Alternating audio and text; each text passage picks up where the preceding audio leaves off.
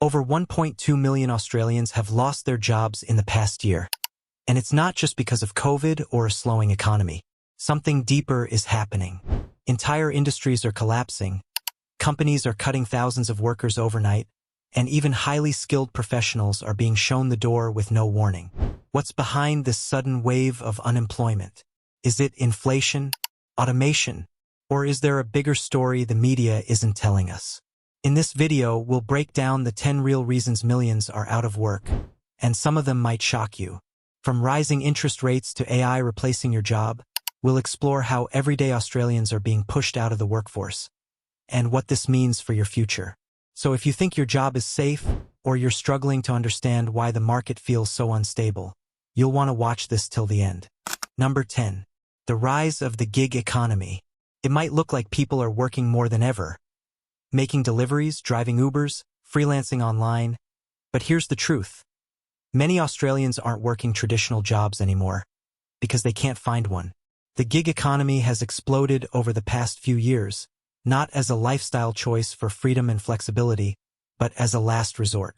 Millions of workers have been pushed out of stable, full-time employment and into the unpredictable world of short-term, contract-based gigs. And while these jobs offer quick cash and some independence, they come with a hidden cost. No job security, no sick leave, no superannuation, and no long-term stability. For many, it's a constant hustle, working multiple gigs just to keep the lights on. In fact, according to recent reports, nearly 1 in 4 Australian workers now rely on gig or freelance work as their main source of income. That's a massive shift in the job landscape, and not necessarily a good one. Employers benefit from this model. They save money by not hiring full-time staff, but workers are left exposed, earning less while covering their own expenses. It's a slow erosion of traditional job structures, and it's happening right under our noses. Worse, it's not counted properly in unemployment stats, so the situation appears better than it really is. You might not be unemployed, but are you really employed if you can't take a day off without losing your income? This new norm is quietly reshaping the workforce, especially for young Australians and migrants trying to build a future.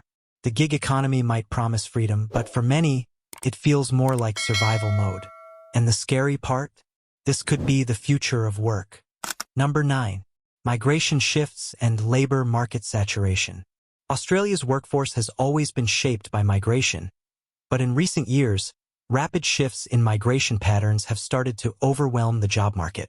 Since borders reopened post-COVID, there's been a significant surge in skilled migrants arriving in the country, many of whom are seeking the same jobs as local workers. Now, to be clear, migration isn't the problem. It's how the system is handling it. The sudden influx of skilled labor has created a situation where there are more qualified people than available jobs, especially in industries like IT, engineering, healthcare, and administration. Employers now have a much bigger talent pool to choose from, which sounds great for business, but it also means more competition, lower wages, and fewer opportunities for both new graduates and mid-career professionals.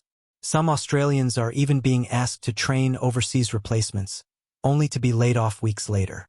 At the same time, many migrants themselves are struggling to find stable work, despite having high-level degrees and experience. The result? A saturated labor market where no one wins. Locals feel displaced, and newcomers feel rejected. It's a perfect storm of poor workforce planning, slow policy adjustments, and businesses simply chasing the cheapest option. And while some politicians blame migration, the real issue is a lack of coordination between education, employment, and immigration policies. Young Australians entering the workforce now face tougher competition than ever, often settling for underpaid or unrelated jobs just to get by. The market is stretched thin, and it's affecting everything from job satisfaction to mental health. So if you've been wondering why you keep applying and hearing nothing back, it's not just you. The job market is overcrowded, and no one's really talking about what that means for the future of Australian workers. Number 8. Shrinking public sector employment. For decades, the public sector, including government departments, schools, hospitals, and local councils, has been one of the most stable sources of employment in Australia. But in recent years, that stability has started to crack. Massive budget cuts, hiring freezes and restructuring plans have led to a wave of job losses across the country. In 2025 alone, thousands of public sector workers have been laid off or had their contracts quietly ended, particularly in healthcare, education, and administrative roles. And the impact isn't just numbers on a spreadsheet. It's nurses being stretched too thin, teachers losing support staff, and essential services being delayed or shut down altogether. Regional communities are being hit the hardest. In smaller towns, government jobs often make up the backbone of the local economy. When those roles disappear, so do the cafes, shops, and services that rely on that income. What's driving this shrinkage? A mix of cost-cutting pressures, privatization pushes, and a political focus on leaner government operations. But the reality is, as these roles vanish, many of the responsibilities still remain. They're just dumped on fewer staff, leading to burnout and falling service quality. Even worse, the reduction in public sector jobs disproportionately affects women and older workers, many of whom rely on the flexible, secure nature of government employment. And while some argue that the private sector will pick up the slack, that's rarely the case, especially in regional or economically weaker areas. What does this mean for the average Australian? It means fewer job openings, longer wait times for essential services, and a growing sense that the safety net is being pulled away. The shrinking public sector isn't just about jobs. It's a signal that government support systems are quietly fading, and many are being left behind in the process. Number 7. Government policy failures. When it comes to Australia's growing unemployment crisis, government policy, or the lack of it, is playing a major role. While politicians often promise job creation and economic stability, the reality on the ground tells a different story. Many of the recent job losses can be traced back to short-sighted decisions, poor planning, and missed opportunities at both the state and federal level. For years, there's been heavy focus on temporary stimulus packages and political point scoring, but very little investment in long-term solutions like skills training, education reform, or future-proofing industries. Programs that once supported trades, apprenticeships, and retraining, like TAFE subsidies, have been cut or scaled back, leaving thousands of workers with no clear pathway to reskill or adapt to a changing job market. Even worse, while jobs are disappearing in some sectors, new industries aren't being supported fast enough to absorb the displaced workforce. Promises about green energy jobs, digital upskilling, or advanced manufacturing often lack the infrastructure, funding, or policy consistency to make real impact. It's like building the frame of a house without pouring the foundation. The structure just doesn't hold. At the same time, bureaucratic red tape and slow rollout of support schemes have left many unemployed Australians feeling abandoned. By the time help arrives, if it arrives at all, the damage is already done. And while government reports may paint a positive picture, real-world job seekers are experiencing something very different: rejections, underemployment, and silence. The truth is, policy failures don't always look dramatic from the outside, but they show up in everyday lives. Missed job opportunities, outdated education, and whole communities left behind. And unless bold, strategic action is taken soon, this cycle of job loss and confusion will only continue. Number 6. The collapse of small businesses. When people think of job losses, they often picture big corporations making headlines, but the real backbone of Australia's economy has always been small businesses. From family-run cafes and local retail stores to tradespeople, salons, and home services, these businesses employ nearly half of the private workforce. But right now, they're closing at an alarming rate. In 2025 alone, over 50,000 small businesses have shut their doors, unable to survive the relentless pressure of rising costs, falling consumer demand, and policy challenges. So what's causing this collapse? It's a deadly mix: skyrocketing rent prices, soaring energy bills, supply chain issues, and interest rate hikes that have pushed operating costs through the roof. At the same time, everyday Australians are tightening their belts, meaning less spending at local shops and services. That perfect storm leaves small business owners trapped, unable to raise prices without losing customers, but also unable to cover their own expenses. For many, this isn't just the loss of a business. It's the loss of a dream, a livelihood, and a source of community identity. And the ripple effect is huge. When a small business goes under, it's not just the owner who suffers. Employees lose their jobs, suppliers lose income, and local economies take a direct hit. In regional areas where big corporations rarely operate, the collapse of even a few local businesses can feel like a gut punch to the entire town. What makes it worse is the lack of real support. While large companies often receive bailouts or tax breaks, small business owners are left to fend for themselves, and many don't survive the fight. If we want to understand the unemployment crisis in Australia, we can't ignore this quiet collapse happening on every suburban street and small-town main road. Number 5. Overseas outsourcing of roles. One of the biggest yet least talked about reasons behind job losses in Australia is the massive rise in overseas outsourcing. More and more companies, from tech startups to major banks, are quietly shifting roles offshore to cut costs and boost profits. Whether it's customer support, accounting, IT services, graphic design, or even legal and HR tasks, these jobs are being handled by workers in countries where wages are significantly lower. And while that's great for company bottom lines, it's leaving thousands of Australians unemployed, underemployed, or forced to accept lower pay just to stay competitive. The problem isn't that Australian workers lack skill.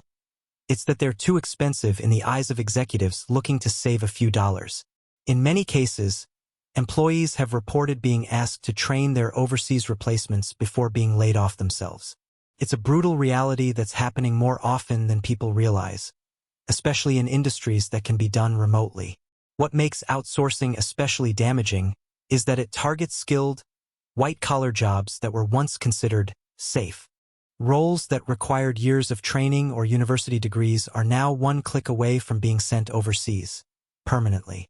This trend is also widening the wage gap, creating a two-tiered workforce where Australians are being priced out of their own labor market.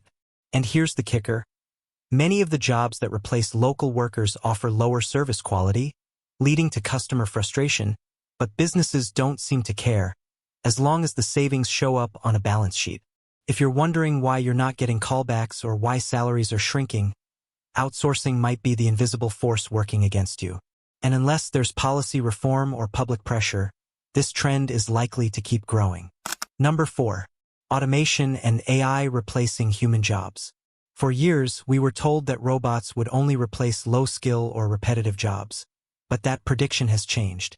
In 2025, automation and artificial intelligence, AI, are now targeting roles once considered safe, even prestigious. From administrative assistants and customer service agents to paralegals, copywriters, and even software developers, AI is stepping in and doing the work faster, cheaper, and, in some cases, better. Entire departments have been downsized, with companies using AI-powered chatbots, automated tools, and smart algorithms to cut labor costs and increase efficiency. What's most alarming is how quickly this shift is happening. Businesses aren't easing into AI adoption, they're diving in headfirst. A single AI system can now do the work of 5 or 10 people, and it doesn't need holidays, sick leave, or superannuation. That's a tempting offer for employers, but a nightmare for workers. In industries like banking, media, legal services, and tech, people are being let go not because they're underperforming, but because their job has been digitally cloned. Even frontline roles aren't safe. Self-checkouts, delivery drones, automated warehouses, and even AI-driven farm equipment are reducing the need for human labor across multiple sectors. And while some new jobs are being created to manage and build these systems, they're not being created fast enough or in the same volume to replace the ones being lost. The harsh truth? AI isn't coming. It's already here, and it's reshaping the workforce in ways we're only beginning to understand. If we don't invest in retraining, upskilling, and redefining the role of humans in the workplace, more people will find themselves locked out of industries they once thrived in, not because they failed, but because machines didn't need a paycheck. Number 3. Decline in the construction industry.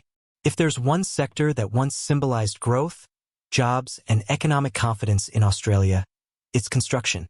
But today, this once booming industry is crumbling under pressure, and it's taking thousands of jobs down with it. Over the past year, multiple major construction companies have collapsed, citing skyrocketing material costs, supply chain disruptions, labor shortages, and unmanageable debts. Builders are walking off half-finished sites, trad eyes are being left unpaid, and projects that were once the lifeblood of suburban development are being shelved indefinitely. What makes this situation even more concerning is that the construction industry isn't just about building homes. It's connected to dozens of other sectors. From architects and engineers to plumbers, electricians, tilers, delivery drivers, and even cafe owners near job sites. When construction slows, everyone feels the ripple effect. In some areas, entire suburbs are dotted with unfinished homes and empty lots, once promised as part of new housing developments that never materialized. The reasons behind the collapse are complex but clear. Rising interest rates have killed demand, while material prices, from timber to steel, have soared.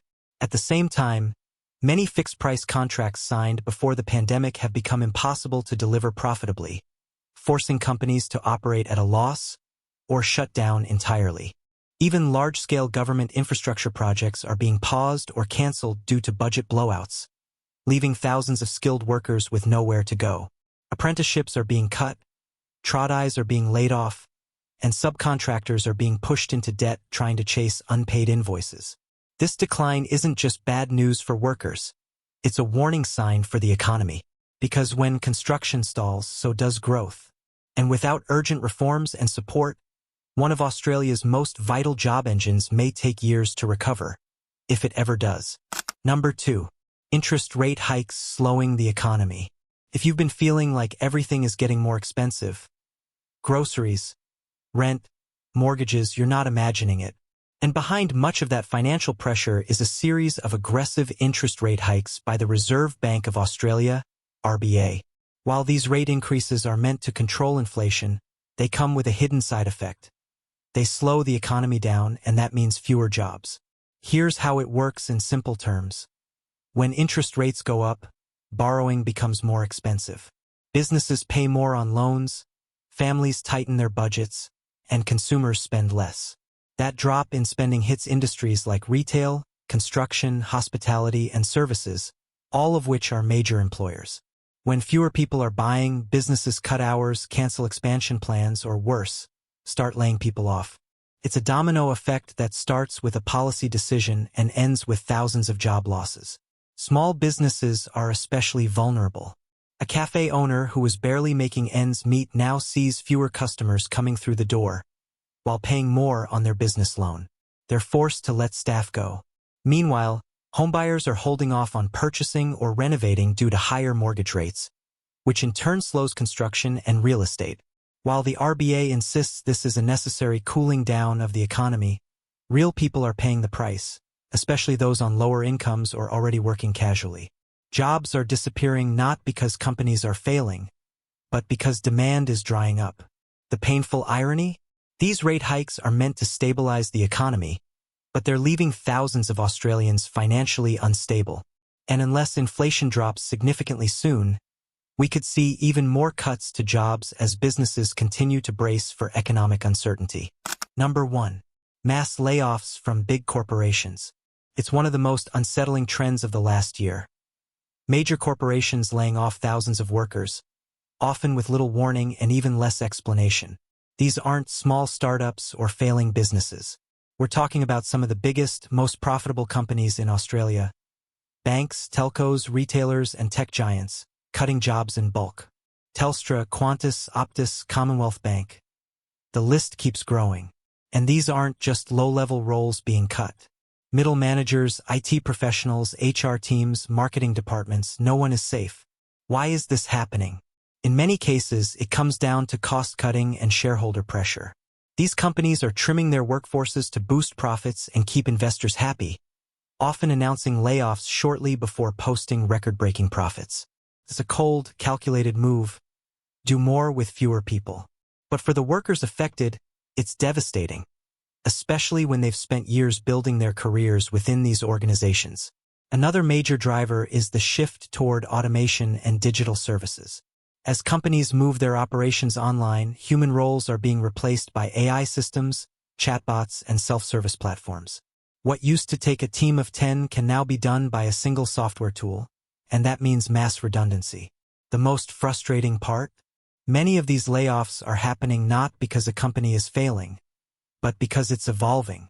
Employees are being pushed out simply because their role is now considered non-essential in a more automated, profit-focused future. This wave of corporate downsizing is reshaping the job market, flooding it with skilled professionals all competing for fewer roles. And for everyday Australians, it creates a chilling new reality. You can do everything right, work hard, stay loyal, deliver results, and still lose your job in an instant. As we've just uncovered, the massive wave of job losses in Australia isn't due to one single cause. It's the result of multiple forces colliding at once. From the rise of AI and outsourcing, to interest rate hikes, crumbling industries, and government missteps, the employment landscape is changing faster than most people can keep up with. What's even more worrying is that many of these changes are permanent. Jobs that have been automated or offshored aren't coming back. Industries like construction and retail may never return to their former strength. And traditional ideas of job security are starting to look like relics of the past. But here's the most important takeaway. This isn't just about statistics. It's about real people.